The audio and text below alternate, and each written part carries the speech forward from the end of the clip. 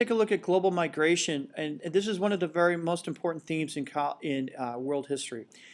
And again, so let's take a look. The essay question you're going to be dealing with on this exam, on next Friday's exam, is analyze the continuities and changes in labor systems between 1750 and 1900 in one of the following regions. You'll choose one of these regions. Now, right here in Latin America and the Caribbean, I broke down a couple of things here that you could think about.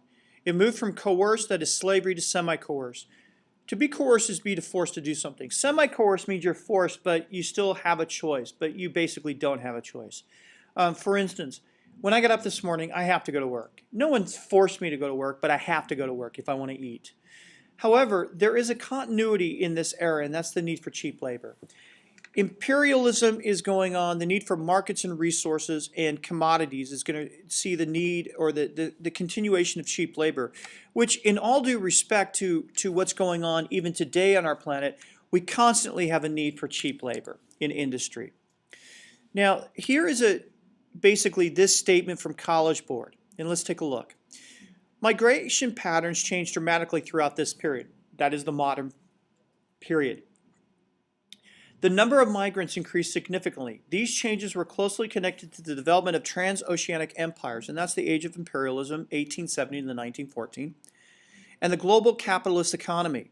In some cases, people benefited economically from migration, like the Irish, while other people are seen simply as a commodity to be transported. Be careful in world history, whenever you notice people being treated as a commodity, the next step is that they're treated inhumanely. Migration also produced dramatic different societies for both descending and receiving societies, and presented challenges to governments in fostering national identities and regulating the flows of people. Migration changes everything. Now, you're going to need to know the word demographics, which is the statistical study of human populations, especially with reference to size and density, distribution, and vital statistic. This is critical that you understand this from human geography. Now, during this era, what's going to change demographics in the very beginning is a change in food production. We're going to grow more food. And this is because of chemistry. Chemistry is going to invent fertilizers that are synthetic, and pesticides is going to cause a rise in less pests, better fertilizer, and you're going to see a rise in food, which is going to cause a sharp growth in population, but also a significant rise in medical technology.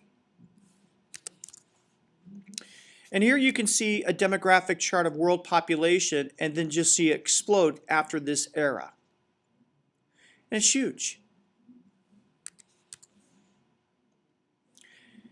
Continuing demographics, because of the nature of new modes of transportation, both internal and external migrants increased and relocated to cities. This pattern continued to the significant global urbanization of the 19th century. Cities exploded. And folks, you're able to ship people because of steam power, not wind power on ships and railroads. We're able to move people and cattle and goods more efficiently. Whenever you talk about migration, you need to talk about push and pull factors. Push is reason to migrate, pull is the reason to go somewhere. The number one reason in history for migration is going to be economics. And again, you're going to see this. Manual laborers, those are working on the plantation. Specialized professionals, those are going to go work for other industrialized countries as scientists and things like that. And also for better lives. Types of migration in the modern era. Well, let's look at coercion of labor. The new global capitalist economy continued to rely on coerced and semi-coerced labor migration. You saw that in the DBQ. Required examples of coerced and semi-coerced labor migrations. Slavery. Now, slavery increased in Africa even though slavery ended in the Americas. Chinese and Indian indentured servitude. Convict labor, which I need to stop here. Folks, the English populated Australia with convict labor. They emptied their prisons. Partially explains the Australians, but anyway, I digress. Types of migration, just kidding, love the Australians, love their language.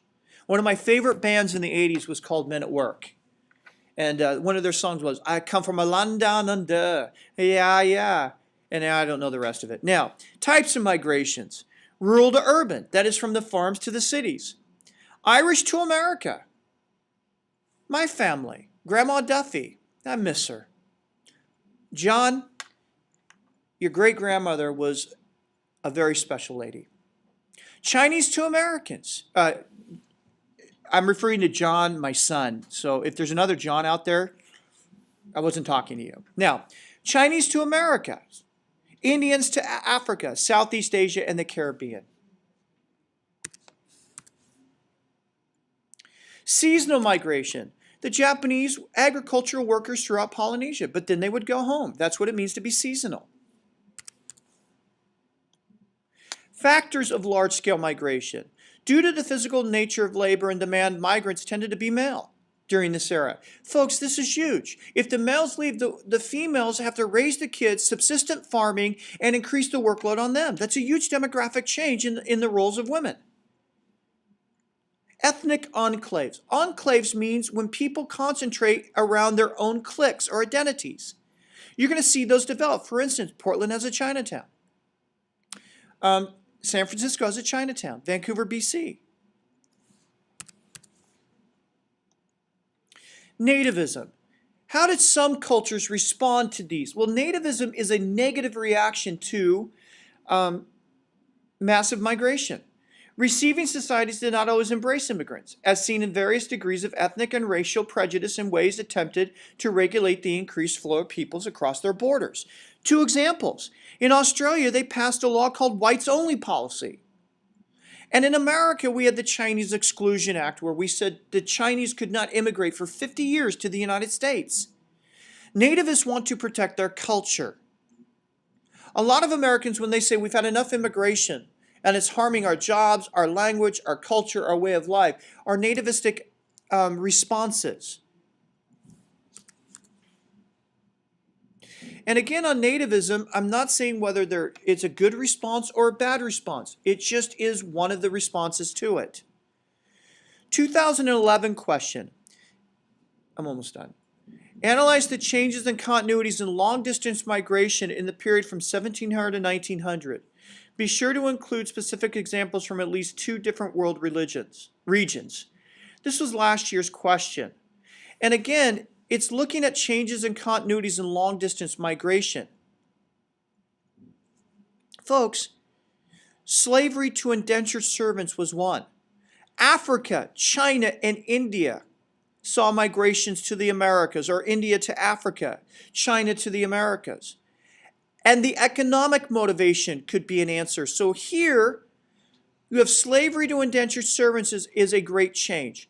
Africa to China to India, the mixing and demographics there and the migration's huge.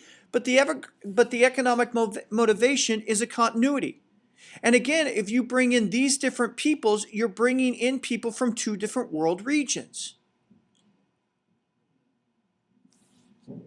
So it's a very important question. So what you're basically saying is look, slavery ended in the Americas, so you're going to see indentured servants move in. That's a change from coerced to semi-coerced. It's also going to affect those nations that are sending them because women are going to have to increase. It's going to create enclaves and tensions, nativist tensions. However, as they go from India, as they go from China, as they go from Africa, as they go from Japan, from different regions, you're going to see those regions affected and you're going to see enclaves develop in the places that they're immigrating to. But yet what is, again, a major reason for all of this is the economic motivation, both in the need for cheap labor and those who need to find work to basically survive economically. Here are 2 examples of thesis statements, and you can look at here to help you with last year's essay question. Now, finally in this, I've got Africa to Latin American comparisons and contrasts. And you can read these out and look at them, and I think some of them will make good sense. So there's this. And finally, this slide. And hopefully this is helpful.